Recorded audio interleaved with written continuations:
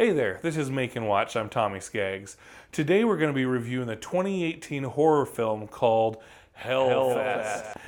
This movie I thought was great. It really reminded me of a throwback slasher film, like a Freddy Krueger, Jason type of movie where there's a mass killer on the loose trying to get a group of college-age kids. But the thing about this one is that the killer wasn't huge. He wasn't a big guy. He didn't use his size. He didn't have a special weapon. His real power is anonymity. So I thought that was kind of an interesting twist on this type of genre. Now, across the board, Hellfest is not getting great reviews. At the time of recording this, IMDb has a 5.5 out of 10 rating across all of its reviews, and then has a 39% fresh rating on Rotten Tomatoes. So across the board, it's not really well known. But once again, I thought it was a pretty good movie, and here's 3 reasons why I thought it was a great movie and things that we could learn incorporating into future movies. First off, the location was so cool. It is a horror theme park taking place on Halloween while a mass killer is trying to get these group of people. So it's kind of like triple layer of scary. But this location really is the perfect place for it. There's a bunch of scary rides, so I mean, it's already scary to begin with. The land is expansive. People are having fun. It's a lot of detail was put into where this is actually being recorded.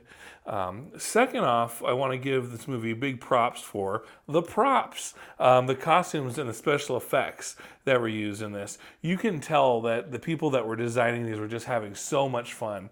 A lot of the props that were used, a lot of the special effects, seemed like they were throwback. There wasn't really CGI. I think they were just really good practical effects that were happening. So here's an example of one right now.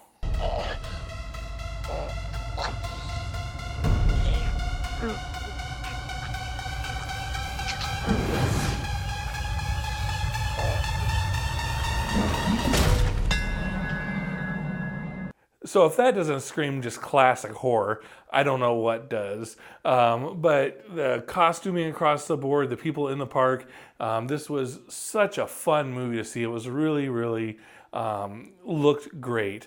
The lighting was also something that I found that was really unique. That it was really, each scene that you went into, each room had its own color. Like some room was just bright yellow, maybe like a pukey yellow, or like a really eerie green, or there was a purple or red. But it was just there was a lot of colors from scene to scene to scene. So whoever was in charge of lighting, I believe, was probably given some really free rein on what to do when it came to lighting. But that was just something that I don't know if I've necessarily seen in any movie recently. But the lighting itself was fantastic. So yeah, once again, just to recap, the location, the props, costumes, special effects, and lighting made this movie really special. The one thing that kind of was bad, but I don't think it really needed to dig deep into it, but the main characters, they didn't really have any great backstory. Everything was just kind of like surface level.